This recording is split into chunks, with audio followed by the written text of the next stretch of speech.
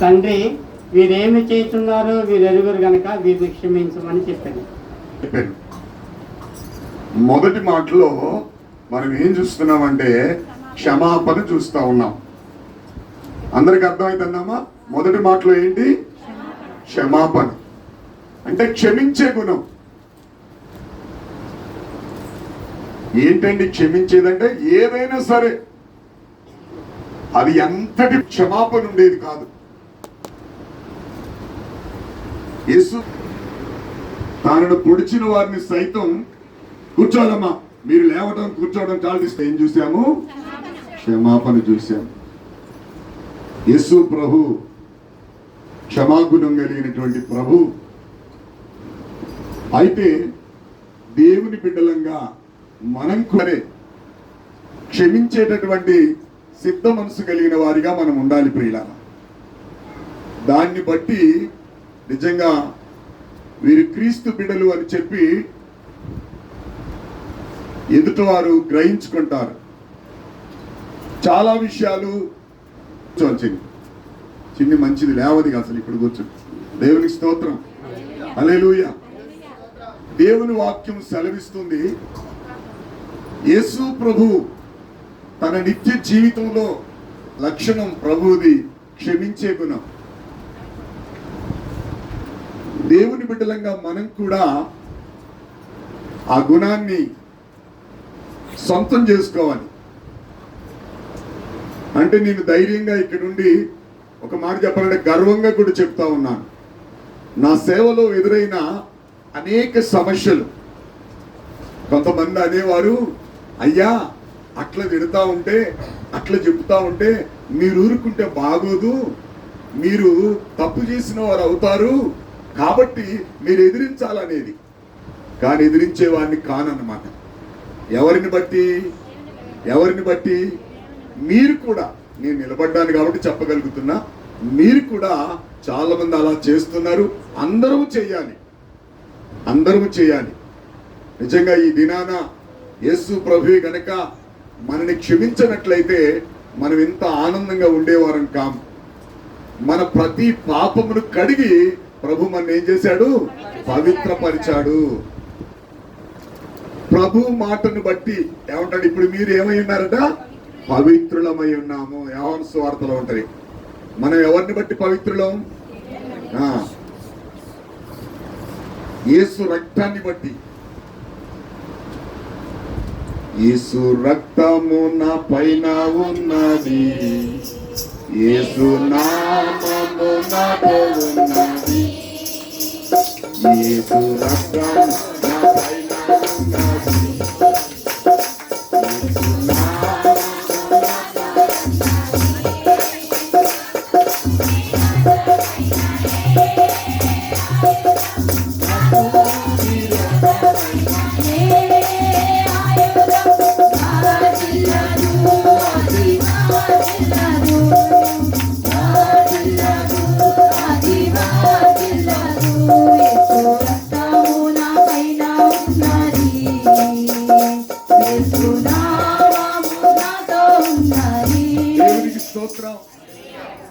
యేసు రక్తము మనతో ఉన్నది, యేసు నామము మన పైనున్నది.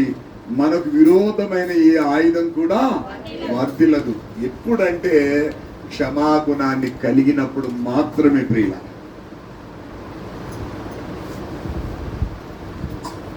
ఒక దైవ సేవకుడు సాధు సుందర్ సింగ్ గారు దేవుని వాక్యాన్ని చెప్తున్నప్పుడు, ఆ వాక్యాన్ని వింటూ ఆ ప్రాంతానికి ఒక భయంకరమైన వ్యక్తి వచ్చాడట. ఎవరు ఆ వ్యక్తి అంటే, చాలా ఎంత భయంకరుడు అంటే, ఆయన చేసిన పని ఏంటంటే, తన కంటబడిన ప్రతి స్త్రీని అనుభవించడం, ఆమెను చంపివేయడం, భద్రంగా ఆమె తలను దాచిపెట్టడం. అలాగా కొన్ని వేల మంది స్త్రీలను పాడు చేసాడట. ఆ తలలన్నీ కూడా దాచిపెట్టాడట. ఒకటి అనుభవించడం, రెండవది చంపేయడం, మూడవది జ్ఞాపకంగా వాటన్నిటిని ఒక స్థలంలో దాచిపెట్టాడట. టిబెట్ అనే ప్రాంతంలో సాధు సుందర్ సిక్కు దేవుని వాక్యం చెప్తా ఉన్నప్పుడు ఆ మాట అటు వెళుతూ వెళుతూ ఆయనకు వినబడ్డదట. ఏమంటున్నాడంటే ఆ భక్తుడు, ఎంతటి పాపినైనా, ఎటువంటి ఘోరమైన వ్యక్తినైనా దేవుడు క్షమించి శాంతిని, సమాధానాన్ని, సంతోషాన్ని, మూడోది పరలోక రాజ్యాన్ని ఇచ్చేవాడని చెప్తున్నాడట. అలా జీవించిన ఆ వ్యక్తికి ఆయన పేరే చదువు గుర్తులేదు, మనశ్శాంతి లేదట. ఆ మాట విని ఆ ప్రసంగంలో కూర్చున్నాడట. ప్రసంగం అయిపోయింది, సాధు సుందరిని అందరూ ఎటోలట వెళ్ళిపోయారు. ముందుకు వచ్చాడట. అయ్యా, ఎంతటి పాపినైనా క్షమిస్తాడా? క్షమిస్తాడు బాబు, అయితే మీరు నాతో వస్తారా అన్నాడట. వస్తానయ్యా తీసుకుని వెళ్ళిపోయాడట. చాలా క్రూరమైన అడవి ప్రాంతంలో ఒక గృహలో తాను అనుభవించిన స్త్రీల యొక్క తలను అక్కడ దాచిపెట్టిన స్థలానికి వెళ్ళి అక్కడ కొన్ని వందల వేల పిల్లలను వరుసగా పేర్చి అక్కడ నిలబెట్టి సాధు సుందరిని అవి చూపించాడట. ఎంత ఘోరమైన వ్యక్తిని నేను, ఈ లోకంలో ఎంత భయంకరమైన పాపం చేసిన నేను, నన్ను కూడా ప్రభు క్షమిస్తాడా అన్నదట.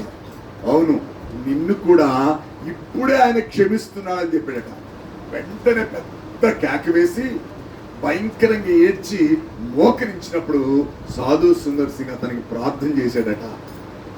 3 దినాలు ప్రార్థన చేసుకొని దేవుని యొక్క సన్నిధిలో మారు మనసు బాప్టిస్టు పొంది ఏ ప్రాంతపు స్త్రీలను ఎక్కువగా పాడు చేశాడో ఆ ప్రాంతంలో గొప్ప దైవ సేవకుడిగా నిలబడ్డాడట. దేవునికి స్తోత్రం చెప్పండి.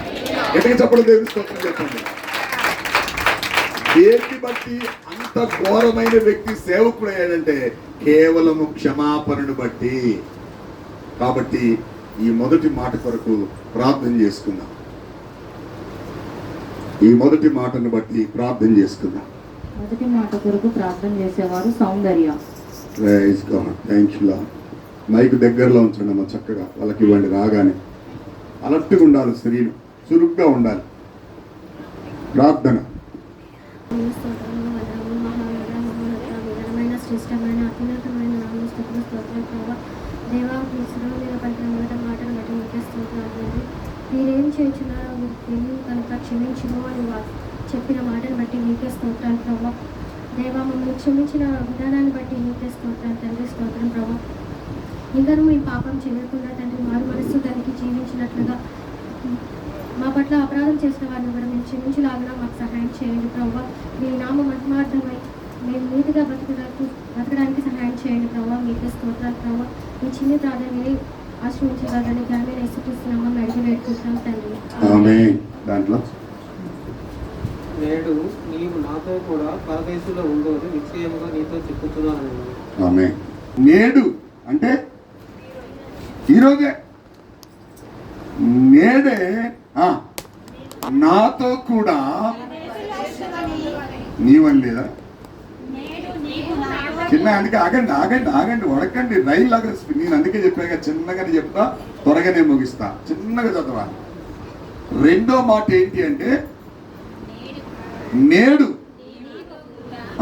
నీవు నాతో కూడా పరదేశంలో ఉండు అని నిశ్చయముగా నీతో చెప్పుచున్నాను.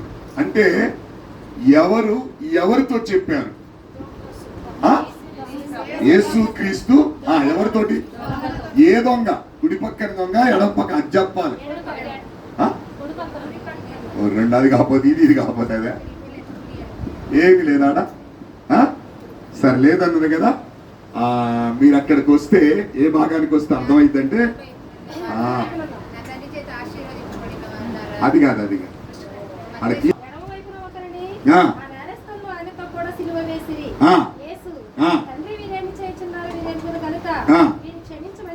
చాలు. ఆడ ఎడవైపు కుడి వైపునే ఉంది, ఎవరని లేదన్నమాట. చూద్దాం.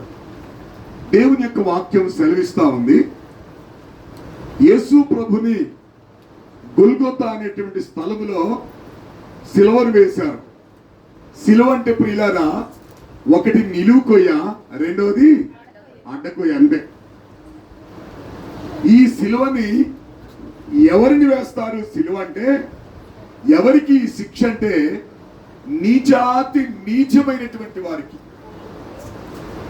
శిలువ శిక్ష అంటేనే చాలా భయంకరమైనటువంటి పాపి కేసు శిలువ. అయితే అలాంటి శిలువకు ఏ పాపము లేనటువంటి పరిశుద్ధుడైన యేసుక్రీస్తును శిలువ వేశారు ప్రియుల. వేయడం అంటే వారి చేతిలో లేదది. ఎందుకు వేశారో పాట ద్వారా పాడి మీకు వినిపిస్తాం, మీరు కూడా పాడండి. లేఖనము నెరవేరుటకై లోకపు పాపము పోవుటకై లేఖనము నెరవేరుటకై ఈ లోకపు పాపము పోవుటకై పావన యేసుని రాజ్యమును గల పావన యేసుని రాజ్యమును గల మూపరి రూపల మాటదిగో మూపరి రూపల మాటదిగో. కొత్త సేవకురాలు కాబట్టి తడబడుతుంది. అనిల్ బాబు పక్క నుండి ధైర్యపరుస్తాం. దేవుని స్తోత్రం. చూడండి, ఆ యొక్క భయంకరమైనటువంటి వారిని మాత్రమే ఆ శిలువకు అప్పగిస్తారు.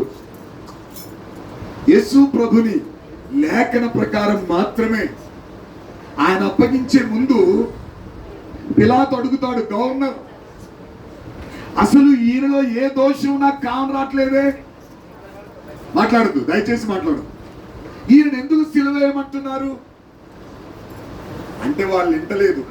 వాళ్ళు ఏమంటారు చెప్పండి, వాళ్ళు ఏమంటారు వాళ్ళు అందుకే బాగా ఏమంటున్నారు అసలు చెప్పండి. సిలువే చెప్తుంది. మాకు ఒక నియమం ఉంది. ఏముంది మాకు? ఏ నియమం అది? ఏ నియమం?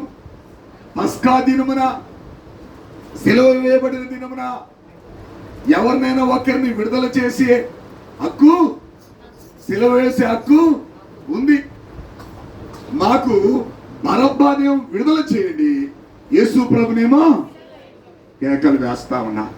అప్పుడు పిలాతు ఏం చేశాడు తెలుసా? నీళ్ళు తెప్పించుకొని చేతులు కడుక్కొని ఈ పాపము మా మీద మా పిల్లల మీద ఏమన్నాడు? మోపకు ఉండకపోవును గాక అని చెప్పి అప్పగించారు. అయితే ఇదంతా ఎవరు గమనిస్తున్నారంటే కుడివైపున ఎడవైపున దొంగ ఇవన్నీ కూడా చూస్తున్నారు. అప్పుడు ఒక దొంగ అంటున్నాడు, ఎటువైపున్న దొంగ అప్పుడు చదివితే మీకు తెలుస్తుంది. ఆ దొంగ అంటున్నాడు, ఒకడు ఆయన చూసిన ఈ ఇద్దరిలో సిలువ వేయబడిన ఒకడు ఏం చేస్తున్నట? ఆయన దూషిస్తుండట. ఏమని దూషిస్తున్నాడు? నువ్వు క్రీస్తువు కదా, నిన్ను నీవు రక్షించుకొనుము, మమ్మను కూడా రక్షించమని. చూసారా? ఆ సిలువలో కూడా వారి పవర్ తగ్గలేదు. సిలువైన ఎక్కినా గాని. అందుకే ప్రియులారా, చాలా సార్లు చెప్తా ఉంటారు కదా, పెద్దలు చెప్తా ఉంటారు, ఆ చింత చెట్టు ముసలిదైపోయినా దాని పులుపు మాత్రం ఏం కదట, ఆ పులిపి అన్నమాట.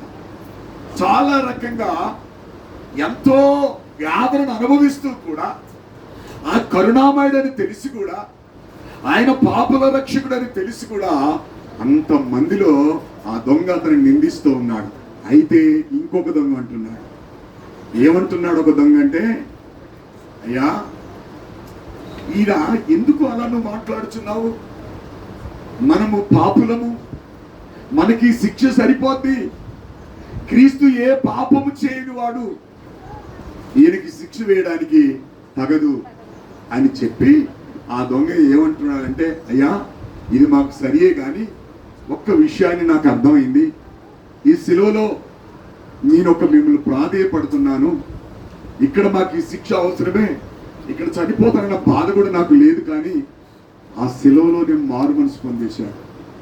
ఆ సిలువలోనే కన్నీరుగా చేయండి అంటే, ఈ శిక్ష మాకు చాలు కానీ తండ్రి, నీవు నీ రాజ్యముతో వచ్చినప్పుడు నీ కృపతో నన్ను జ్ఞాపకం చేసుకుంటావని అడిగాడు.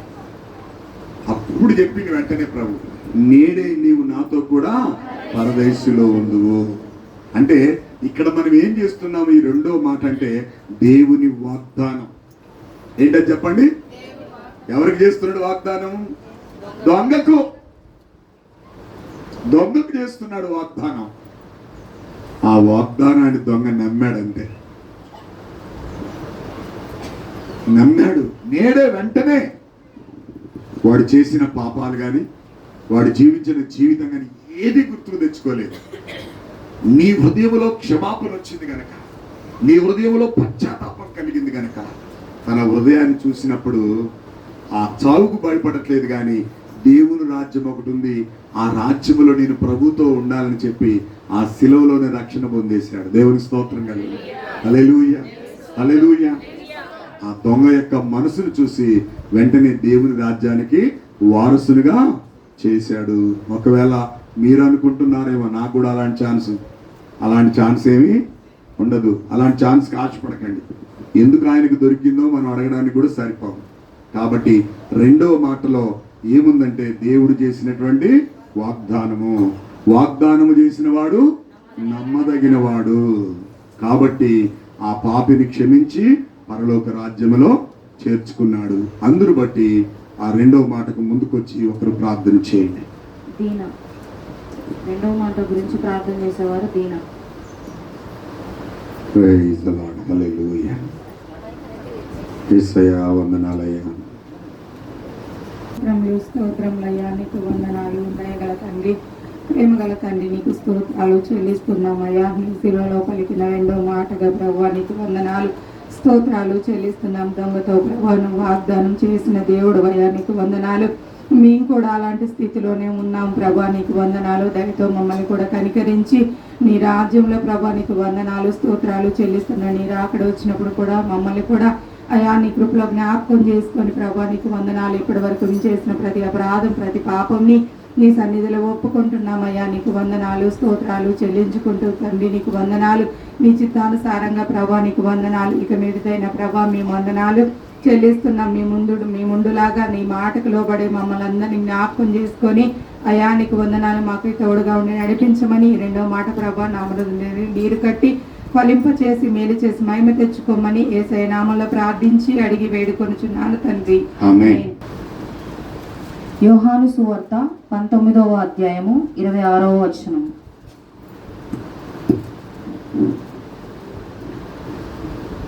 దాన్ని పెట్టుకో, పైన పెట్టుకో.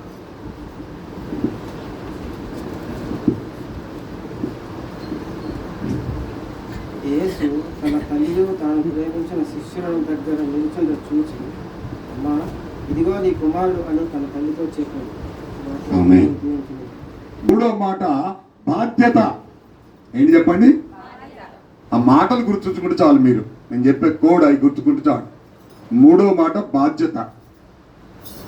యేసు ప్రభుల వారు ఆ శిలువలో మరణిస్తూ కూడా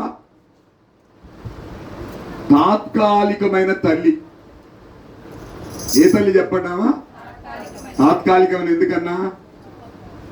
భర్తతో సంబంధం లేకుండా దైవాత్మ వలన పరిశుద్ధాత్మ గర్భము ధరించుకొని వచ్చాడన్న సంగతి తల్లికి తెలుసు, వచ్చాడన్న సంగతి కొడుకు తెలుసు అన్నమాట. ఆ బాధ్యత ఆ శిలువలో ఉండి ఆ భయంకరమైన స్థితిలో ఉండి తన ప్రియ శిష్యుడైన ఎవరిని పిలిచాడట? యోహానును. బాగా వినాలి, చక్కగా వినాలి. నేను ఒక్కొక్క మాటకు ఒక్క అర్థం చెప్పుకుంటూ వస్తున్నా అంతే. అని తల్లికి వెళ్ళి చూచి ఆ తల్లికి యోహాను చూపించి, అమ్మా ఈ రోజు నుండి ఇదిగో నీ కుమారుడని అతనితో చెప్పాడు. దేవునికి స్తోత్రం కలుగును. ఇక్కడ మీకు నేను జ్ఞాపకం చేసే మాట అంటే మరి అది యెహోషువకి ఎందుకు వచ్చిందో నాకు తెలియదు, వాసమాల జాస్వా గారికి. కానీ ఇప్పుడు తమ్ముడు చాలా చిన్నోడు, వాళ్ళ తమ్ముడు చంటి చాలా చిన్నోడు. నిజంగా ఆ తల్లిదండ్రుల కంటే కూడా జాస్వా ఆ కుటుంబాన్ని ఎంతో బాధ్యతగా పోషించాడు. నేను ఎరుగుదును గనక. గతంలో తను కూడా సేవకు బాగా తిరిగాడు నాతో. చంటి అయితే చిన్నప్పటి ఉండే, ఇప్పుడు దూరం అయ్యా. జాస్వా మరి నిజంగా స్పాంజ్ ఐరన్లో పని చేస్తూ రాత్రనక పగలనక చాలా కష్టపడేవాడు. ఆ సెమ్మస్ వేసి వేసి తన తొంట్లో ఉన్న పాలు కూడా చెడిపోయింది అనమాట. ఆయన ఏమి తిని ఏమి తాగి కాదు.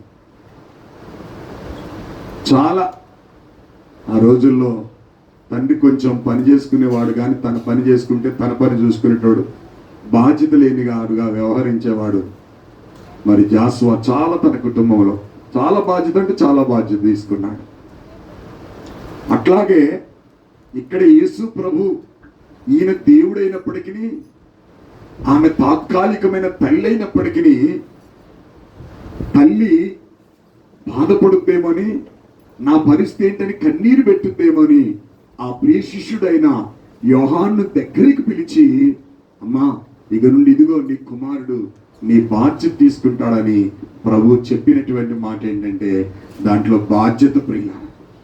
యేసు ప్రభులో గారు కూడా ఈ లోకంలోనికి వచ్చి తల్లిదండ్రులకు ఎంత బాధ్యతగా పనిచేసాడో తెలుసా? ఏం పని చేసేవాడు యేసు ప్రభు? వడ్రంగి పని. చాలా మంది అందుకే ఆయన చులకనగా చూశారు. యేసేపు కుమారుడు మా ఇంట్లో బెంచ్ చేశాడన్నారు కొంతమంది, మా ఇంట్లో కుర్చీ చేశాడన్నారు కొంతమంది, మా ఇంట్లో పలాంటి డోర్స్ చేశారని చెప్పాడు. యేసు ప్రభు చాలా బాధ్యతగా జీవించాడండి. అందుకే నేను మరలా మీకు చెప్తున్నాను, కుటుంబ యజమానులతో నేను మాట్లాడుతున్నాను. కుటుంబ యజమానుడి బాధ్యత యజమానుడు తీసుకోవాలి. యజమానురాలు బాధ్యత కొంతమంది ఉల్టా తీసుకుంటారు. ఏంటి ఉల్టా అంటే చెప్పండి, చెప్పరా ఉల్టా అంటే? ఇటు దాటు అటు చేయకండి. తెలియకపోతే తెలియజెప్పండి. యజమానుడికి తెలియకపోతే వివరం చెప్పండి. కానీ హెడ్ ఆఫ్ ది బాస్ ఎవరు? యజమానుడే. మీ జ్ఞానం ఉన్నా 4 రూపాయలు మీరు సంపాదించినా యజమానుడి దగ్గరేనే మీరు ఆ యజమానుడికి లోబడి ఉండాలా. ఒక్క స్త్రీ అనండి బైబిల్లో భర్తను ఏమని పిలిచింది? ఎంతమంది పిలుస్తున్నారు మీ భర్తను యజమానుడని? ఓయ్ ఏం చేస్తున్నావు? ఓయ్ అడిగి పెడుతున్నావు. తన భర్తను యజమానుడా అని పిలిచేదట. ఇక్కడ మనం గుర్తించేటటువంటి మాట, 3వ మాటకి ఏమర్థం చెప్పాను?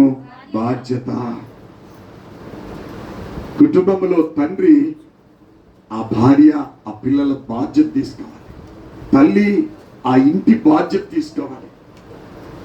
పోషణకర్త తండ్రి కష్టపడి తెచ్చి ఆ భార్యకి ఇచ్చినప్పుడు ఆ సరిపోయేటటువంటి యజమానురాలు దాన్ని వేస్ట్ చేయకుండా దాన్ని వాడాలి.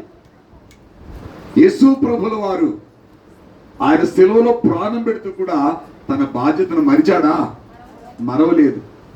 మనం కూడా ఏం చేయాలి? మన బాధ్యతను మరవకూడదు. చాలా మంది మర్చిపోతారు. మామ చూసుకుంటదిలే అని చాలా మంది అనుకునే వాళ్ళు నేటికి ఇంతమంది ఉన్నారు, తల వెంట్రుకలు అంతమంది.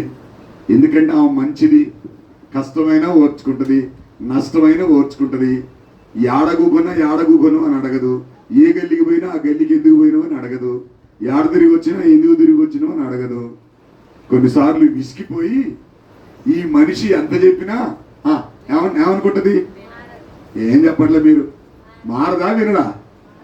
మారతాడు కానీ వినడు అనే మాట మంచిది. మారడం నువ్వు ఎట్లా సాక్ష్యం ఇస్తావు? ఇందాక ఎంత గొప్ప అయినా ఎంత దుర్మార్గుడు మారాడు. చాలా మందికి కూడా ప్రియుల, దయచేసి మనవి చేస్తా ఉన్నాను, మీ బిడ్డల ముందు తల్లిదండ్రులమైన వారు మీరు చులకనగా కనబడకండి. మీ బాధ్యతలు మీ కుటుంబంలో నిర్వర్తించండి. యజమానురాలు మీరు మీ బాధ్యతను, మీ భర్త ఎడల మీ ధర్మము ఈనాడు గ్యాప్ అనేది ఎక్కడ వస్తుందంటే, ఎక్కువ శాతం గ్యాప్ వచ్చింది ఎక్కడంటే భార్యాభర్తలు కలిసి మాట్లాడుకోనందువలన ఇద్దరి ప్రయాణము క్రమంగా సాగిపోవటం ఏంటంటే ఎక్కువ సావాసం లేక, ఈయన ఇక్కడుంటే ఆమె అక్కడ, ఆమె అక్కడుంటే ఈయన ఇక్కడ, ఈయన ఇక్కడుంటే ఆమె అక్కడ. నువ్వు ఎక్కడున్నా కానీ మనిషి ఎక్కడున్నా మనస్సు కలుపుకొని పనిచేయాలి. దేవునికి స్తోత్రం కలుగుతుంది. ఒక దైవజనుడు ఒక దైవజనురాలు ఉన్నారు. మార్చి 15, 16, 17 వారు సేవకు ప్రాయశ్చిత్త దేశాల నుంచి వచ్చాడు. ఆయన పేరు జీన్ కన్నింగ్ హామ్. ఆయన పేరు. ఆయన ఎంత గొప్ప సేవ చేస్తారు అంటే సంవత్సరానికి ఒక నెల భార్యతో ఉంటాడో లేదో తెలియదు. ఆమె పేరు ఏంటంటే నాన్సీ కన్నింగ్ హామ్. ఆమె అతని భార్య. అతను 7 అడుగులుంటే ఆమె 3 అడుగులే ఉంటుంది. కానీ ఆమె 11 నెలలు ఎక్కడో ఉంటే 11 నెలలు ఆయన ఎక్కడ ఉంటాడు. ఆయన యుగేనా అనేటువంటి దేశం ఉంటే ఆమె పోయి అమెరికాలో ఉంటుంది. కేవలం సేవ కొరకే. దాదాపుగా ఈ ప్రపంచ యావత్తుగా అనేక తల్లిదండ్రులు లేని వారిని, వస్త్రాలు లేని వారిని, ట్రైబల్స్ పీపుల్ని నిజంగా గొప్ప సేవకులుగా వారు ఉంటున్నారు. వారిద్దరికి కూడా నెలకి ఒక్క నెలన్న కలిసి సావాసం చేస్తారో లేదో తెలియదు సంవత్సరంలో. అలాంటి వారి యొక్క సంసారం మనుషులు ఎక్కడున్నా వారు ఫోన్లోనే మాట్లాడుకుంటూ భార్య ఏం చేయాలో, భర్త ఏం చేయాలో, పిల్లలు ఎలా పెంచాలో అలాగా వారి జీవితం సాగిపోతా ఉంది. గొప్ప దైవజేవకుడు, మామూలు దైవజేవకుడు కాదు. మరలా మేలో యూత్ మీటింగ్ ఉంది. వస్తానని వారు ముందే నాతో చెప్పండి, ముందే టికెట్ బుక్ చేయాలి. నేను వీలైతే అమ్మగారు కూడా మీతో ఉంటారు, తీసుకొని వెళ్ళాలి. కొన్ని స్థలాలకు మనం వెళ్ళాలి, సంవత్సరానికి ఒకసారి నేర్చుకోవాలి. బాధ్యత అంటే ఏంటి? చాలా మంది బాధ్యత బరువు లేకుండా జీవిస్తున్నారు. బాధ్యత ఉన్నట్టుగా నటన చేస్తారు అంతే. కాబట్టి ఈ ఉదయకాలమున 3వ మాటకు అర్థం ఏంటి చెప్పండి? బాధ్యత. యేసు ప్రభుల వారు చివరి ప్రాణం శ్వాస విసురుతూ కూడా ఆ తల్లి యొక్క బాధ్యతను గుర్తు చేశాడు. 3వ మాట. కనుక మనం కూడా మన కుటుంబంలో, మన సంఘంలో, ఈనాడు సంఘానికి రాలేని వారికి ఏమైనా బాధ్యత ఉందా అండి? బాధ్యత ఉందా? అసలు వాళ్ళకి ఎంత సీమ గుట్టినట్టు ఉందా? వాళ్ళకి కొంచెమన్నా ఆలోచన ఉందా అండి? పోనీ మీరు శుక్రవారం వచ్చినప్పుడు 1 లక్ష రూపాయలు పట్టుకొని రమ్మన్నా, పోనీ 1000 రూపాయలు మేము తీసుకొని రమ్మన్నా, ఏం చేయమన్నా? యేసు ప్రభు ఈ ప్రపంచానికే విమోచన దినంగా ప్రాణం పెడితే ఈ దినమున నువ్వు రాలేదంటే అసలు నువ్వు విశ్వాసి కంటే ఆత్మ. ఇక నువ్వు ఏ సాగు చెప్పినా సంవత్సరానికి ఒక్కసారి సంవత్సరానికి ప్రియులా ఈ మనుషుల్ని ఏమంటే ఈ దినాన్ని రాని వారిని బాధ్యత లేరు అనటానికి ఎటువంటి సందేహం లేదు. కాబట్టి సంఘంలో బాధ్యత కలిగి జీవించండి, భయము కలిగి జీవించండి, దేవుని మాట వినండి, కాపరి మాట కూడా వినండి. కాపరి మాటకు విలువ ఇవ్వండి. 3వ మాట బాధ్యత కలిగి మనం కూడా ఇక నుంచైనా సంఘములో జీవించడానికి ప్రయత్నం చేద్దాం. ఈ 3వ మాటను దేవుడు దీవించి ఆశీర్వదించును గాక. తండ్రి, మహాగణుడ, మహానతుడ, పరిశుద్ధుడ, నిత్య నివాసైన దేవుడానికి వందనాలు తండ్రి. కుమార పరిశుద్ధాత్మ దేవుడానికి వందనాలు తండ్రి. అయ్యా నీకు వందనాలు ప్రభా. ఎంతో ఘోరమైన శ్రమలో ఉండి కూడా ప్రభా అయ్యా నీ బాధ్యత నెరవేర్చుకుని ప్రభా నా తండ్రి తల్లిని చూసి ప్రభా నీ శిశువులను ప్రేమించిన శిశువుడికి యాహానికి ప్రభా నీ తల్లిని అప్పగించిన దేవుడిగా ఉన్నందుకు వందనాలు ప్రభా. నీకే వందనాలు. మేము కూడా అలాగే నా తల్లి మా కుటుంబంలో బాధ్యత కలిగి జీవించుటకు సహాయం చేయ ప్రభా. నీకే స్తోత్రాలు.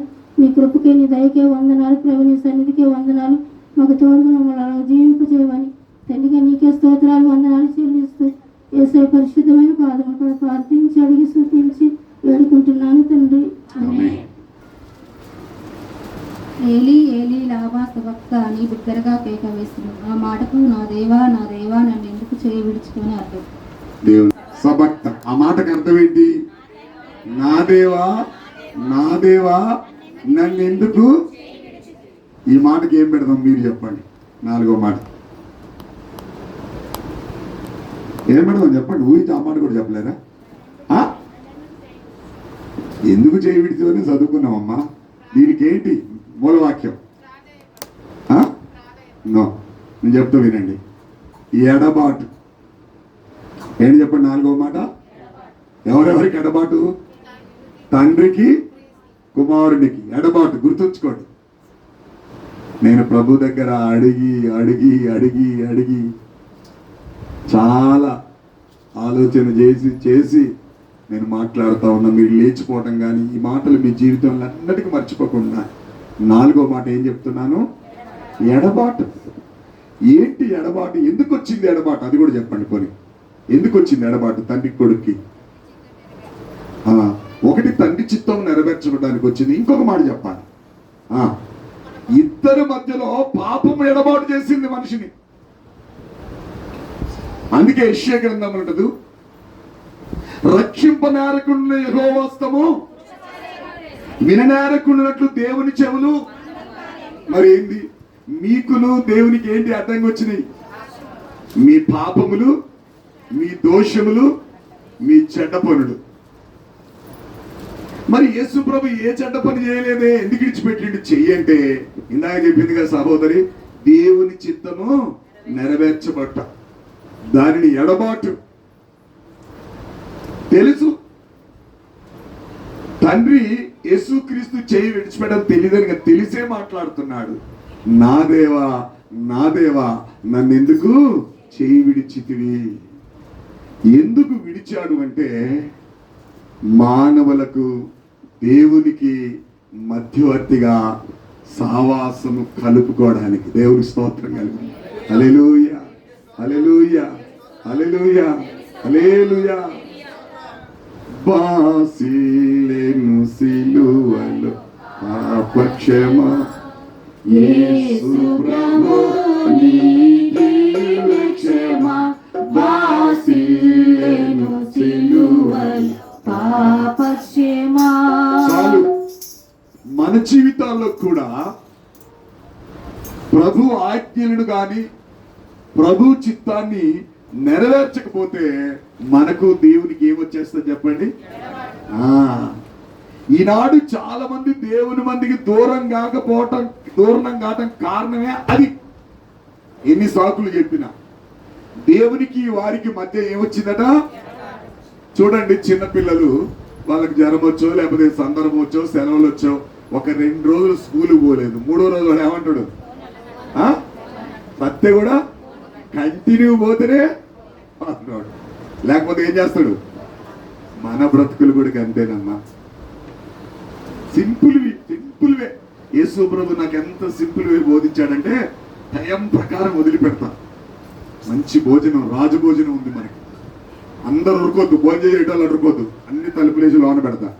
3-4 గంటల దాకా మనం చక్కగా మాట్లాడుకోవాలి లోపల అందరం కూడా ఒక దగ్గర కూర్చొని. స్త్రీలకు స్త్రీలు, పురుషులకు పురుషులు. ఎప్పుడైనా ఇంకా మన బ్రతుకులో శాంతితో సమాధానంతో ఉండేది. ఎప్పుడు ఉరుకుడు పరుగులు, ఎరుగులు పరుగులు, ఉరుగులు పరుగులు. ఏం సంపాదించావు? ఉరికి పరిగంటే ఏం సంపాదించాలి? అప్పు తప్ప. దేవుని వాక్యం సెలవిస్తుంది, యేసుక్రీస్తును తండ్రి ఎందుకు చేయి విడిచాడు అంటే, మానవుల పాపము తన వీపు మీద వేసుకున్నాడు గనక, పాపానికి పరిశుద్ధతకు సంబంధం లేదు గనక తండ్రి విడిచిపెట్టాల్సి వచ్చింది. దేవుని స్తోత్రం కలుగు. ఈనాడు నిన్ను నన్ను ప్రభు విడిచిపెడుతుండే కారణం ఇదే. ఇంకే కారణం కూడా చెప్తారు, సాకులు చెప్తారు అన్నమాట. పూస గుచ్చినట్టు పూసలు గుచ్చుతారు కదా, అల్లుతారు అన్నమాట మాటలు. నువ్వు ఏ మాటలు వెళ్ళినా ఆంతర్యం ఏంటో ఎవరికి తెలుసు? దేవునికి తెలుసు. చాలా మంది ఆ టైంకి పిల్లలు అబద్ధం ఆడతారు. స్కూల్ కడుపు నొప్పి వస్తుందనో, కంటి నొప్పి వస్తుందనో, లెట్రిన్ వస్తుందనో ప్లాన్ వేస్తారు. కంటిన్యూ. యేసుక్రీస్తుకు నీకు నిజంగా వాక్యములో, ప్రార్థనలో నీకు సావాసం లేకపోతే, కంటిన్యూటీ లేకపోతే నువ్వు పేరుకు మాత్రమే క్రైస్తవుడు కనబడతావు. అందుకే ఆయన అన్నాడు, పెదవులతో మీరు నన్ను గణపరచుదురు గాని. ఎంతంటే బహుదూరం. కాబట్టి జ్ఞాపకం చేసుకోండి, యేసుక్రీస్తు తండ్రి ఎందుకు విడిచిపెట్టంటే, మానవుల సర్వలోక మానవ పాప పరిహార్థము కొరకు వచ్చాడు గనక, పాపిగా మారాడు గనక, పాపములు వీపు మీద మోసుకున్నాడు గనక తండ్రి చేయి విడసాల్సి వచ్చింది. ఈ 4వ మాట ఎడబాటు. ఇప్పుడు ఒకసారి ఆలోచన చేసుకో. నిజంగా నీ భర్త కానీ, నీ పిల్లలు కానీ, నీ అక్క చెల్లెలు కానీ, నీ అన్నదమ్ములు కానీ వాక్యం లేక, వారి జీవితంలో ప్రార్థన లేక, దేవునికి మీకు ఏమొస్తుంది? మరి శ్రమ వచ్చినప్పుడు ఎట్లా కాపాడతాడమ్మా దేవుడు? నిందలు వచ్చినప్పుడు ఎలా కాపాడతాడమ్మా? ఈరోజు నువ్వు అనుకుంటున్నావేమో నువ్వు లోకానుసారంగా బ్రతుకుతున్నావే కానీ నువ్వు మృతుడవే. జ్ఞాపకం చేసుకోండి నా ప్రియ సంగమా, దేవుని ప్రేమను బట్టి మిమ్మల్ని బ్రతిమాలుతా ఉన్నాను, దేవుని ప్రేమను బట్టి మీకు తెలియజేస్తా ఉన్నాను. ఈ 4వ మాట మీతో చెప్పేదంటే, దేవునికి మనకి ఏమి రాకూడదు, ఎడబాటు రాకూడదంటే ఏం చేయకుండా ఉండాలి? పాపం కాదులే, ఇంకొక మాట చెప్పండి, మంచి మాటలు చెప్పండి. దాన్ని ఆజ్ఞని అతిక్రమించవద్దు. ఇక పాపం అంటే మనం ఏం పాపం చదివి ఈ పాపాలు తప్ప గుడికి మానేయడం తప్ప ఏం చేసేది ఏమి లేదు. ఆజ్ఞను అతిక్రమించడం వలన, ఆజ్ఞను మీరటం వలన దేవుడు మనకు దూరం అవుతున్నాడు. నేను ఏదైనా ముగుస్తుందో చెప్తా. ఒకప్పుడు ప్రభాకర్ గారు నెలకొకసారి కనబడితే ఒట్టు మందిరంలో, ఒట్టు నిజం చెప్తున్నా. కానీ ఎప్పుడైతే తీర్మానం చేసుకున్నాడో ఈ సంవత్సరం అంతా ప్రోగ్రాం ఉంటున్నప్పుడు కూడా కొడుకులకు సదిరి చెప్పి ఫోన్లో మాట్లాడి ఈ సంవత్సరం అంతా దేవునికి దగ్గరగా ఉండాలి. అందుకు దేవునికి స్తోత్రం చెప్పండి. ఆయన ఒక్కరిని బట్టి కాదు, అందరం అలాగే ఉండాలి. ఒకరినొకరు ఎంకరేజ్ చేసుకోవాలి, ఒకరినొకరు బలపరుచుకోవాలి, ఒకరినొకరం పురికొల్పుకోవాలి. పోయినా ఇప్పుడు ఈ మాటను బట్టి ప్రార్థన ముగించిన తర్వాత భోజనం చేసినప్పుడు మాట్లాడుకోండి. ఎందుకు ఎడబాటు వచ్చిందో మీకు, ఎందుకు ఒకరినొకరు సరిగ్గా కలుసుకోవట్లేదో, ఒకరొకరు ఎందుకు మనసు కలిపి జీవించట్లేదో నిజంగా మాట్లాడుకోవాలండి. ఏదో ఏదో పద్యం ఉంటుందండి, అల్పుడు ఎప్పుడేదా ఆడంబరం సజ్జుడు చెప్పాలి, నాకు రాదు కాబట్టి. ఒక్కరు చెప్పండి తండ్రి. సచ్చే నుండి పలుకు చల్లగా నుండి. ఆ పని చేయండి. చల్లగా మనం మాట్లాడే మాట చాలా తీయగా, చాలా యథార్థంగా ఉండాలి. ఇప్పుడు మనకి 4వ మాటను బట్టి అర్థమేమైందంటే, ఆ కుమారుణ్ణి వదిలిపెట్టిన దేవుడు మనం ఆజ్ఞను అతిక్రమిస్తే మన కూడా ఏం చేస్తాడు? నువ్వు ₹1,00,00,000 ఇచ్చినా కానీ నీకు ఆయనకి ఏమొచ్చినట్టు జ్ఞాపకం చేసుకోండి. అలాంటి ఎడబాటు రాకుండా ప్రార్థన చేసుకుందాం. దగ్గర పెట్టుకో సీటు. ప్రార్థన. 4వ మాట గురించి ప్రార్థన చేసేవారు రాహేలు, సహోదరు రాహేల్. హల్లెలూయా. పరిశుద్ధుడు కొందనాలు, మహోన్నతుడు, మహాగణుడు, సర్వశక్తిమంతుడు, నీకు వందనాలు, సంవత్సరాలు చెల్లించుకుంటున్నాను. అక్కడికి ముందుగా మీరు ఈ స్థలంలో ఉన్నందుకు నీకు వందనాలు చెల్లించుకున్నాను తండ్రి. 4వ మాటగా మాతో మాట్లాడిన మాటను బట్టి నీకు వందనాలు చూస్తారు. లేబీ లబస్ అని చెయ్యి విడిచిందని నీ లేఖను సెలవుస్తుంది తండ్రి. నీకు వందనాలు చూస్తాలయ్యా. అవును తండ్రి, మా పాపాలను బట్టి నీకు మాకు ఎడబాటుగా ఉండి చెయ్యి విడిచినట్లుగా నీ లేఖను సెలవుస్తుంది కనుక ఇకనైనా తండ్రి నీ సాహసం కలిగి నీ కృపలో మార్చిబడి నీ స్వభావం కలిగి నీ సన్నిధిలో జీవించినట్లుగా మాకు మా సంఘానికి దయచేయమని యేసు పరిశుద్ధ నామములో ప్రార్థించి అడిగి పెడుతున్నాం పరమ తండ్రి. 28వ వచనం. యోహాను సువార్త 19వ అధ్యాయం 28వ వచనం. మైక్ తీస్తే యోహాను సువార్త 19వ అధ్యాయం 28వ వచనం. అటు తర్వాత సమాప్తం అయినప్పటికీ సమాప్తమైనదని యేసు ఎరిగి లేఖనం నెరవేరినట్లు నేను తప్పికొనుచున్నానని. ఆమె ఆత్మీయంగా చెప్పండి. దాహము కొనుచున్నాను. తులసమ్మ చెబుతుంది ఆత్మీయ దాహం. బంధించబడి రాత్రి రాలేదు, తెరసాల్లో వేయబడ్డది. ఇంకా ఒకటేమో ఏంటి, ఏం చెప్పింది? ఆత్మీయ దాహం. ఇంకా చెప్పాలి, దానికి ఏం పేరు పెడదాం? 5వ మాట. నేను దప్పికొనుచున్నాను. ఎవరు చెప్పారు ఆ మాట? యేసు ప్రభు చెప్పారు. ఎవరితో చెప్పారు? ఓయ్ సైతాను. వారి యాకోబు బావి దగ్గర ఎవరితో చెప్పింది? ఓ మీ దుంపలు దగ్గర. నాకింత కూడా గుర్తు రావట్లేదా మీకు? యేసు ప్రభు ప్రణాళిక బద్ధముగా యేసు ప్రభు ఎటు వెళ్తాడో శిష్యులకి ఏం తెలియదు, ఏం చేయబోతాడో తెలియదు. ఒక్కటే తెలుసు వాళ్ళకి, ఆయన తోడు పోవటం, బాగా మెక్కడం, ఈ రెండే తెలుసు. యేసు ప్రభు ఒక్క ఆమె కొరకు దేవుని యొక్క హృదయంలో ఆత్మదాహాన్ని కలిగి ఏ ఊరికి ప్రయాణమయ్యారు? ఊరి పేరు చుట్టాల సుకారు. ఏ కారు? నుప్పు కారు కాదు, సుకారు. సుకారే ఊరికి బయలుదేరారు. సరిగ్గా యాకోబు బావి దగ్గరికి పోయేసరికి టైం ఎంత అయింది? మధ్యాహ్నము అంటది. 3 గంటలు కూడా కావచ్చు. మధ్యాహ్నం కాగానే ఆయన బయలుదేరింది ఒక పని కొరకు. శిష్యులు ఏమంటున్నారు? కపరాదమ్మా, గట్టిగా చెప్పు. మాకేం కావాలి? ఆకలి అవుతుంది ప్రభు, మాకు భోజనం కావాలి. 3 గుంపులండి ప్రభుని వెంబడించింది. బాగా గుర్తుంచుకోండి. ఒక్క గుంపే విశ్వాసంతో వెంబడించారు. కొంతమంది యేసు ప్రభుతో ఉంటే రోజు ఫుడ్కు ఏముండదు. మనకి ఈ 4 రోజులు ఆరాధన జరిగితే మనకు కొదువు ఉందా? ఫుడ్కి వద్దంటే పెట్టలేదా? కొంతమంది ఫుడ్ కొదువు ఉందని వెంబడించారు. ఇంకా కొంతమంది యేసు ప్రభుతో ఉంటే మామూలు ఆహారం కాదురా నాయన, రోజు రొట్టెలు ఎంత సి విటమిన్, రొట్టెలు చేపలు. ఒక్క గుంపు మాత్రమే విశ్వాసం వెంబడించింది. వారు అక్కడికి పోగానే అన్నారు, అయ్యా దావైతే నాకు ఆకలి, వేరే ఊరికి వెళ్ళి కొనుక్కోమని అక్కడ కూర్చున్నాడు. అక్కడికి ఎవరు వచ్చారు? సమరయ స్త్రీ వచ్చింది. ఆమె ఏం కలిగి ఉంది?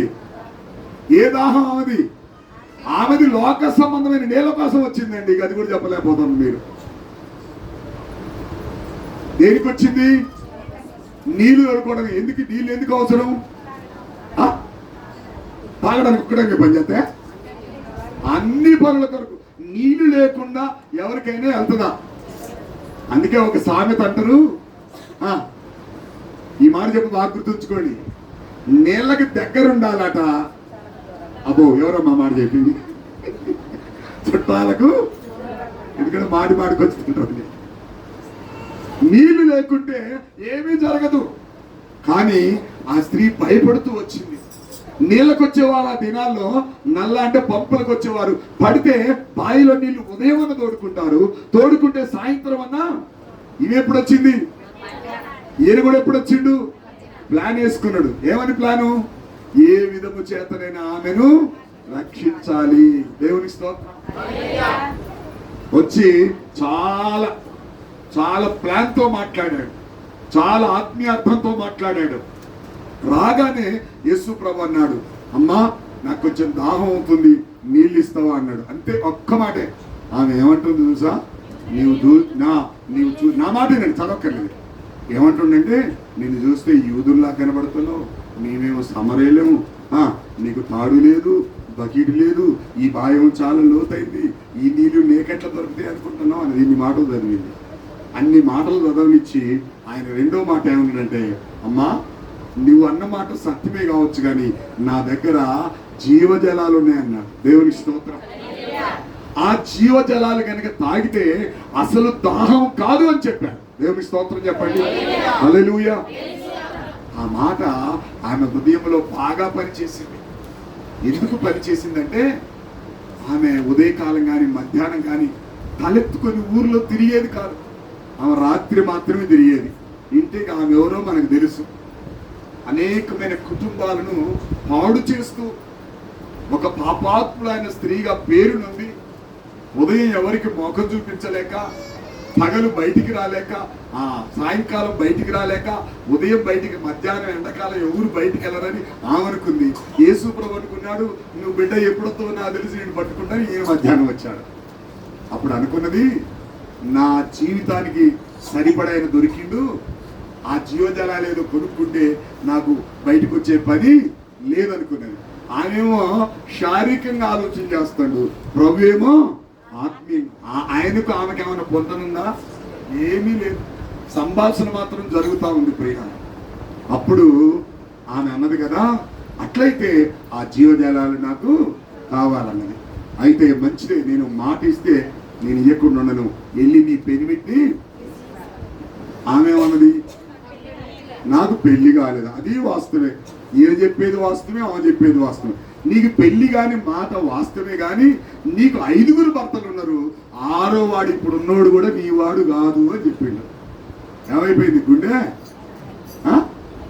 గుండెకి 2 గుండెలు వచ్చినాయి. ఈయన ఏం చెప్పింది అర్థం కాదు. గుండె జారిపోయింది. ఎందుకు జారింది? ఊళ్ళో బాగా చాలా మంది చేసుకుంటూ తిరుగుతుంది, జడ చూపించుకుంటూ తిరుగుతుంది. జడాలతో కొంతమంది ఈత జడలు వేస్తారు, ఎల్లిపాయ జడలు, సోగలు తీస్తారు. సోగలు కాట గిట్ట పెట్టి తిప్పుతారు, ఇడిదేటి తిప్పుతారు. కొంతమంది ఈ కొరికించుకుంటారు. ఐబ్రో ఇంకా చెప్పాలి. ఇంకేం చేయించుకుంటారు? ఉన్న మచ్చలు గుర్తుకోవడానికి వేసుకుంటారు. ఈ తలకు నేను అలా చేసుకోవడానికి ఎన్ని వేసుకుంటే నీ ఒరిజినాలిటీ నువ్వు ఎన్ని వేసుకో, లోపల శక్తి ఉండాలి. కానీ ఎన్ని చేస్తే ఏముంది? చేసుకునే దాంట్లో తప్పలేదు. చేసుకునేవారు నేను ఎవరిని కూడా ఏమన్నా, నేను వేసుకోలేదు కానీ అలాగనే ఉన్నా, వేసుకుంది అనుకునేవారు. దేవుడు చాలా గొప్పవాడు. గుండె జారిపోయింది. అప్పుడు అంటుంది, ఒక మెస్సేజ్ వస్తాడని మేము విన్నాము. ఆయన ఆరాధించేవారు ఆత్మతో సత్యంతో ఆరాధించాలి, ఆయన ఈయన అనుకున్నది. దేవుని స్తోత్రం కలిగింది. నీళ్ళకొచ్చిన కుండ బావి దగ్గర విడిచిపెట్టింది, అంతే. ఊళ్ళకి పరిగెత్తుకొని పోయింది. రిలీజ్ అయింది. ఆమె ఏమైంది చెప్పండి? రిలీజ్ అయింది. ఇప్పుడు దీనికి ఏం పేరు పెడదాం? ఇప్పుడు చెప్పండి. 5వ మాటకి ఏం పేరు పెడదాం? రిలీజ్ అయింది, ఏం పెడదాం? ఏం పెడదాం? మార్చబడ్డాన్ని పెడదాం. పోనీ ఏం పెడదాం? 5వ దానికి ఏం పెడదాం? మార్చబడ్డ, మార్పు నొందుట. సవరణ చేసింది. మార్పు ఎక్కడొచ్చింది? మార్పు హృదయంలో వచ్చేసింది. దేవుని మందిరంలో మనం ప్రతి ఒక్కరికి మార్పు ఎక్కడ రావాలండి? నేను ఎన్నిసార్లు చెప్పినా రాదు. నీ హృదయం ప్రభుకి ఇవ్వకపోతే, నా కుమారుడా నా కుమార్తె నీ హృదయం నాకు ఇమ్మా, ఇస్తే ఒట్టు. హృదయాన్ని ఇవ్వాలండి, హృదయాన్ని ఇవ్వాలి. ఆయనకు అర్థమైపోయింది. ఆయన పాపాన్ని ఎప్పుడైతే బయట పెట్టిండో, నిజస్థితిని ఎప్పుడైతే పశ్చాత్తాపడింది, రియలైజ్ అయింది, మార్పు చెందింది. ఊళ్ళోకి వెళ్ళి ఆ ఊరి వారు అందరినీ తీసుకొచ్చింది. దేవుని స్తోత్రం కలిగి. నేను చూశానమ్మా, రండమ్మా, మెసేజ్ వచ్చాడు లోకరక్షకుడు. నా పాపాన్ని, నీ రాష్ట్రమందు చేసిన నా పాపాలన్నీ బయట పెట్టాడు. ఆయన కాదో మీరు వచ్చి చూడండి. త్వరగా రండి, బయటికి వెళ్ళి త్వరగా రండి, అటు ఇటు వెళ్ళకండి. దేవుని స్తోత్రం. అందరు వచ్చారు, ఊరు వాళ్ళు మొత్తం. ఎందుకంటే ఆమె ఎప్పుడైనా ఇలాంటి మాటలు చెప్పింది, ఎప్పుడైనా ఇలాంటి ప్రసంగాలు ఏదో ఇవాళ ఎంతమంది సూతం పాండ ఒకళ్ళొకళ్ళు అనుకొని, అది ఈమెంది ఈ మాటలు చెప్పడం ఏంది, ఈమెంది అంటే ఆమె ఏంది ఆ ఊరు వాళ్ళందరికీ ఆమెంద్ర ఈ మాటలు చెప్తాను. గమ్మత్తు కొద్ది పాండి. అందరు వచ్చి చూసి ఏమన్నా తెలుసా, ఇక నువ్వు చెప్పిన దాన్ని బట్టి కాదు, దేవుని స్తోత్రం, ఆ మటుకు మేము నమ్ముచున్నాం, నిజముగా ఇతడు లోకరక్షకుడు. మార్పు నందుట. నా ప్రియమైన సంగమా, ఈ సంవత్సరమైనా నా చెల్లి నా తమ్ముడు ఇంకా మార్పు చెందకపోతే సమయం లేదు బాబు. మొదటి మాటకు అర్థం ఏం చెప్పాను? గట్టిగా చెప్పండి. క్షమాపణ. 2 సార్లు తిందురు కానీ ఒక్కసారి కాదు. మొదటి మాట క్షమాపణ, 2వ మాట, 3వ మాట, 4వ మాట, 5వ మాట మార్పు నందుట. నిజంగా అందరూ కూడా ఆ ఊరు వారు మొత్తం ఇక నీ మాట కాదు, ఆ రోజు నుండి ఆ స్త్రీ ప్రభు కొరకు సాక్షిగా నిలబడ్డది. కాబట్టి మనలో ఏమి రావాలి? మన సంగమా ఏమి రావాలి? మనలో మార్పు రావాలి. అలాంటి మార్పు చెందుటకు ప్రభు ఈ సంవత్సరం మనకు అనుగ్రహించినట్లుగా ఒకరు ప్రార్థించండి. స్తోత్రంలో పరిశుద్ధుడా యేసయ్యా, నీకు వందనములు, స్తోత్రాలు చెల్లిస్తున్నాను ప్రభు. అయ్యా నీకే స్తోత్రాలు చెల్లిస్తున్నావు ప్రభు. నువ్వు సిలువలో పలికిన నాయన 7 మాటలు నాయన నీకే స్తోత్రాలు ప్రభు. అయా మొదటి మాటను చూసుకున్నట్లయితే ప్రభు నీకే స్తోత్రం. అయా క్షమాపణ గుణం నాయన, అయా మేము కూడా క్షమించే మనసు మాకు దయచేయండి ప్రభు. నీకే స్తోత్రాలు చెల్లిస్తున్నాను ప్రభు. 2వ మాటగా నాయన నీకే స్తోత్రాలు. అయ్యా యేసయ్యా నేడు నువ్వు నాతో కూడా పరదేశంలో ఉన్నావని వాగ్దానం ఇచ్చిన దేవుడు నాయన నీకే స్తోత్రములయ్యా. వాగ్దానం ఇచ్చిన వాడు నమ్మదగిన వాడు ప్రభు, నీకే వందనాలు చెల్లిస్తున్నాను. ఈ వాగ్దానం అయినా మేము కూడా నేను జరిగించే వారిగా సహాయం దయచేయండి ప్రభు. మూడవ మాటగా నాయన నీకే స్తోత్రాలు చెల్లిస్తున్నాను ప్రభు. యేసయ్యా నీ బాధ్యత నాయన ఎంత కదా నీ తల్లిని నాయన నీ శిశువులకు అప్పగించిన విధానం బట్టి స్తోత్రాలు చెల్లిస్తున్నాను ప్రభు. నాలుగో మాటగా నాయన అయ్యా ఎడబాటు నేను నీకే స్తోత్రాలు చెల్లిస్తున్నాను. నీ చేయి విడిచినప్పుడు నాయన నీకే స్తోత్రాలు చెల్లిస్తున్నాను ప్రభు. అయ్యా నీకే వందనాలు ప్రభు. మేము కూడా నాయన నీ చేయి విడిచి ఎడబాటుగా ఉన్నామేం ప్రభు, దయతో క్షమించండి ప్రభు. నీకే స్తోత్రాలు నాయన. అయ్యా నీకే వందనాలు చెల్లిస్తున్నాను ప్రభు. ఐదవ మాటగా నాయన నీకే స్తోత్రాలు అయ్యా. యేసయ్యా నువ్వు తప్పికొంచున్నావని నాయన నువ్వు చెప్పిన మాటను బట్టి నీకు స్తోత్రాలు చెల్లిస్తున్నాను ప్రభు. మార్పునంది నాయన. అయ్యా నీకే స్తోత్రాలు చెల్లిసి అనేకుల కొరకు నాయన నీకే స్తోత్రం. మేము కూడా నాయన తప్పికొని ప్రభు. అయ్యా నీకే స్తోత్రం. నీ సంగుడికి సహాయం దయచేయండి ప్రభు. పాపను దోషం క్షమించండి ప్రభు. యేసయ్యా నీకే వందనాలు స్తోత్రాలు చెల్లించుకుంటున్నాను. ఐదవ మాట ప్రకారం అయినా మేమందరం జీవించే కృపను దయచేయమని యేసయ్య పరిశుద్ధమైన పాలన కదా ప్రార్థించి అడిగి స్తుతించి వేడుకుంటున్నాను తండ్రి. ఆమేన్. యోహాను సువార్త 19వ అధ్యాయం 30వ వచనం.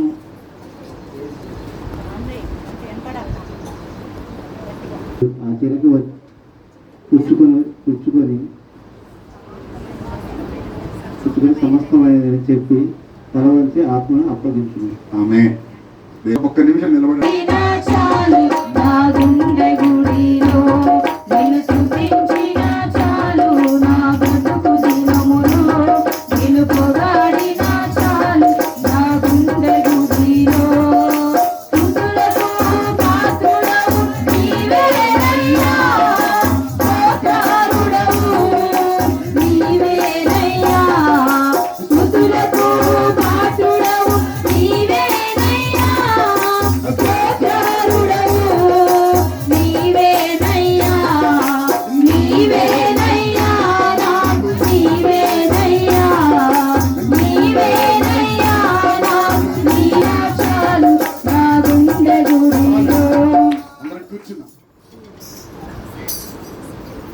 చూస్తుండ్రు కానీ పాపం అయ్యగారు నిలబడి వాక్యం చాలు పెడదామన్నా లేవు, దిక్కు లేరు, నా వాళ్ళు లేరు, సంగతులు లేరు, ఎవరు లేరు. పోయి అయ్యగారికి ఏమన్నా చల్లటి పానీ వాడు పెడదు. ఇది చేత కాదు ఎవరికి. ఇంతకుముందు తెచ్చారు, పోయిన సంవత్సరం చాలా స్ప్రైట్లు తెచ్చారు, 5 తెచ్చారు, 3 నెలలకు వచ్చాడు. చెప్పినప్పుడు మాత్రమే దేవుని వాక్యం సెలవిస్తా ఉంది. నువ్వు మంచిది సెలవిస్తా ఉన్నాడు. మనం ఒక లెటర్ రాసి కింద ఏం రాస్తాం, లేకపోతే ఇంకో మాట వాడతాం, ఇట్లు ఇదేడు కాదు ఇంతే అంటే సమాప్తం. యేసుక్రీస్తు ఈ లోకమునకు వచ్చి తండ్రి తన చిత్త ప్రకారంగా లేఖన ప్రకారంగా పనిని జరిగించి తండ్రితో చెప్తున్నాడు సమాప్తమైనది అని. దేవునికి స్తోత్రం కలుగును. హల్లెలూయా, హల్లెలూయా. ఇంకా ఏ మార్పు చెప్పక్కర్లా. మాటకి సమాప్తం అంటే సమాప్తమే. ముగింపు ఏంటి చెప్పండి? ముగింపు. ఎన్నో మాట ముగింపు? 6వ మాట. నిజంగా మన నిత్య జీవితంలో ఆరంభం ప్రాముఖ్యం కాదు. ఏంటి ప్రాముఖ్యం? ఏంటి ప్రాముఖ్యం? ముగింపు. అందుకు ఒక మాట ఉంది, ఆంధ్రలో ఉంటే కంగారు పడకండి, ఆంధ్ర నుంచి వచ్చి మీరు తెలంగాణ చాలా లేదు కానీ ఆరంభంలో ఆంధ్రులు శూరులట.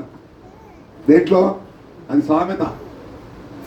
ఆరంభంలో ఆంధ్రులు, మరి ముగింపులో ఎవరు శూరులు? అదేం లేదు, తెలంగాణ రాశాడన్నం దాని లేదుగా. కాబట్టి ప్రారంభం కంటే ముఖ్యం ఏంటి? మీరు వచ్చినప్పుడు అంత హుషారుగా వచ్చాడు, ఇప్పుడు ఎంత సన్నిగిలిపోయారు చెప్పమంటారా? పనిగిలిపోవద్దాం, పోలేదట. దేవుని స్తోత్రం. వాడిపోలేదు, ఓడిపోలేదు, వాడిపోలేదు. కాబట్టి సమాప్తము. మనం కూడా ప్రియులారా ప్రభు మనకిచ్చిన రక్షణను ప్రభు రాకడ వరకు కొనసాగించుకొని, ప్రభువా మీరు వచ్చారు సమాప్తం ఆయనని చెప్పగలిగితే మనము ధన్యుల. ప్రియ బాగా గుర్తుంచుకోండి. నువ్వు పెద్ద పెద్ద ప్రసంగాలు ఏం చేయక్కర్లా, పెద్ద పెద్ద ఊళ్ళు తిరిగి ఏదో చేయక్కర్లా. నీకు ఇచ్చిన రక్షణ కనిపెట్టుకొని ఊరకుండి దేవుని రాకడ వరకు సమాప్తం అయ్యేంత వరకు కూడా నువ్వు చాలా ఓపికతో కనిపెట్టుకొని ఉండాలి. సమాప్తం సమాప్తమని యేసు ప్రభు చెప్పగలిగాడు. ఆ స్థితిలోనికి మనం రావాలి. దేవునికి స్తోత్రం కలుగునగా. ఆ సమాప్తమని చెప్పగలిగే ఆ ధైర్యం, ఆ దమ్ము, ఆ నిరీక్షణ మనకు కలిగి ఉండాలి. అలాంటి కృప దేవుడు మనకు అనుగ్రహించును గాక. ఎవరైనా ఈ ముగింపు సమాప్తమని మాట కొరకు ప్రార్థన చేయండి. ఎవరున్నారు? 6వ మాట గురించి ప్రార్థన చేశారు. స్తోత్రం తండ్రి ప్రభా, ఈ దినంలో తండ్రి ప్రభా, ఈ వారి మాటలు ప్రభా చెప్తున్నారు ప్రభా, నీకు వందనాలు స్తోత్రం నాయన తండ్రి. ఆయా ఇగోనైనా తండ్రి ప్రభా, నీ సిలువతో ప్రభా మాట్లాడి ప్రతి మాట నాయన తండ్రి ప్రభా, ఆయా తండ్రి ప్రభా, ఇగోనైనా 6వ మాటగా నాయన తండ్రి సమాప్తమని మాట్లాడుతున్నారయ్యా ప్రభా. భూమి మీద ప్రభా, ఇగోనైనా తండ్రి ప్రభా, మీరన్నీ ప్రభా నీ బాధ్యతలన్నీ ప్రభా నెరవేర్చుకొని అయా తండ్రి సమాప్తమని ప్రభా మాట్లాడుతున్నారయ్యా. మేము కూడా నాయన తండ్రి ప్రభా, మేము బ్రతుకున్నంత కాలములు నాయన తండ్రి నేను ప్రార్థించు ప్రభా, నీకే ప్రార్థించడానికి ప్రభా, అయా తండ్రి ప్రభా, నీలో మంచిగా ఉండటకు ప్రభా, మా ఆయుష్ ప్రభా ఇకనైనా తీరే వరకు నాయన తండ్రి ప్రభా, సమాప్తమయ్యే వరకు నాయన తండ్రి ప్రభా, నేను ధ్యానించుకోవడానికి మాకు సహాయం చేయండి. నీకే స్తోత్రం అయా తండ్రి ప్రభా, నీ వచ్చి ధైర్యంలో మాకు కలగ చేయాలయా. నీకే స్తోత్రంలో వందనములు తండ్రి ప్రభా. ఈ సమాప్తమైన మాటతో ప్రభా ఇస్తే తండ్రి ప్రభా, అన్ని ముగింపుగా ప్రభా మీరు మాట్లాడుతున్నారయా. ఈ చిన్ని ప్రార్థన నీ పాదాలను చేర్చుకొని మన జవాబు దయచేయండి. నజరేయుడైన యేసుక్రీస్తు నామమున అడిగిపెట్టుకుంటున్నాము తండ్రి. ఆమేన్. అధ్యాయము 46వ వచనము. దేవుడు శిలువలో పలికిన 7వ మాట చదువుతున్నాను. లూకా సువార్త 23వ అధ్యాయం 46వ వచనం. అప్పుడు యేసు గొప్ప శబ్దంతో కేక వేసి, తండ్రి, నీ చేతికి నా ఆత్మను అప్పగించుచున్నానెను. ఆయన ఇలాగూ చెప్పి ప్రాణము విడిచెను. దేవునికి స్తోత్రం. చెప్పిన తర్వాత తిరిగి తన ఆత్మను ఎవరికి అప్పగించుకున్నాడు? తండ్రికి అప్పగించుకున్నాడు. తండ్రి పంపాడు, తండ్రి చిత్తాన్ని నెరవేర్చాడు, తండ్రి పనిని జరిగించాడు. తిరిగి తండ్రికి అది ప్రాముఖ్యం మన జీవితాల్లో. ప్రభు మనకిచ్చిన ఆత్మ, ప్రభు మనకిచ్చిన సేవ, ప్రభు మనకిచ్చిన పిల్లలు, ప్రభు మనకిచ్చిన పని, ప్రభు మనకిచ్చిన పరిశుద్ధత, ప్రభు మనకిచ్చిన సమస్తాన్ని తిరిగి ఎవరికి అప్పగించాలి? ఎవరికి అప్పగించాలి? ప్రభువుకి అప్పగించాలి. అప్పటి వరకు నమ్మకంగా, పరిశుద్ధంగా, పవిత్రంగా జీవించాలి ప్రియ. ఇప్పుడు రక్షణ పొందామని సంబరం పడిపోవడం కాదు, కానీ ప్రభు రాకడ వరకు ప్రభు చిత్తాన్ని నెరవేర్చుతూ తిరిగి అయ్యా నా ఆత్మను నీకు అప్పగించుతున్నానని చెప్పి పరదేశంలోనికి వెళ్ళాలి. దేవుని స్తోత్రం కలుగును. హల్లెలూయా, హల్లెలూయా. తిరిగి మన ఆత్మలన్నీ కూడా ప్రభువుకు అప్పగించబడును గాక. చివరి ప్రార్థన ఎవరు చేయండి. 7వ మాట కోసం ప్రార్థన. స్తుతులు దేవా, గొప్ప తండ్రి, మీ ఘనమైన పాదములకు వందనములు తండ్రి. అయ్యా నాయన, మీరు శిలువ మీద పలికిన 7 మాటలను బట్టి అనేక స్తోత్రములు తెలియజేస్తున్నాను.